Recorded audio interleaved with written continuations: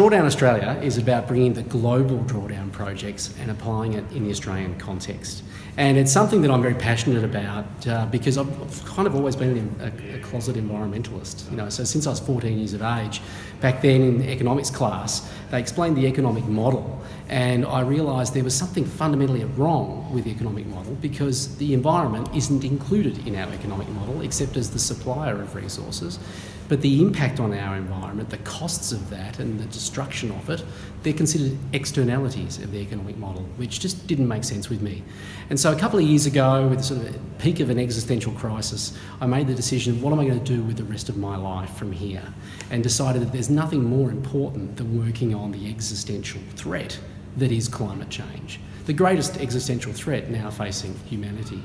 And that's led me to the Drawdown Australia project, which is about taking the global model of Project Drawdown, that organisation formed by Paul Walker, and saying, how does this apply in the Australian context? So very simply, what that means is, what are the numbers for Australia? So if we look at those 80 solutions and 20 coming attractions, what does that look like in Australia? Not just for the whole nation, but actually breaking it down on a state by state and territory basis. So what is the opportunity for offshore wind in Victoria, South Australia, WA? That is, how much of it can we implement if we accelerate the rollout of that solution over the next 30 years in order to reach the point of drawdown?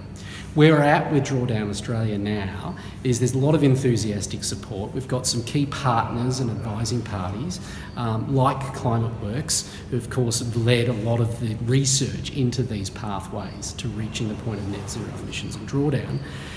We've identified a funding opportunity from overseas that actually allows us to complete that first core research piece, quantifying the atmospheric impact and the economic impact, the cost and the potential savings. What we're now doing is looking for further funding from most sectors of society, so from the corporate sector, industry, from state governments, from philanthropists, to expand the mission of the Drawdown Australia project, which is about having a shared narrative for reversing global warming in Australia, and a more comprehensive narrative.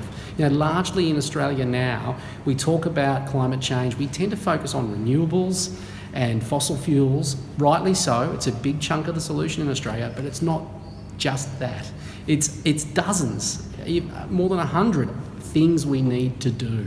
And so Drawdown Australia is looking to build and then share a more comprehensive narrative about reversing global warming in Australia that engages all sectors of society. So engaging everyday Australians as individual consumers and as families or households, but also as citizens. We've got to re-engage our citizen muscle and participate more in our community through whatever groups take our interest, whether it's not-for-profits or it's about supporting or taking action on climate, but also in our role as workers, so in our workplace, whatever that might be, and also as citizens who vote for a local government, a state government and a federal government. So Drawdown Australia is about engaging all Australians in this narrative of this complete set of solutions and how we're going to get there over the next 30 years.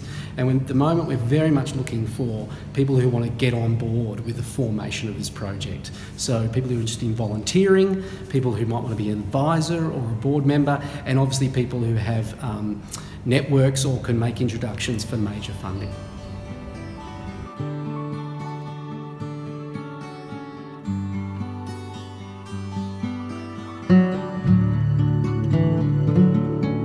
For green, clean, sustainable Geelong, the Sustainable Hour.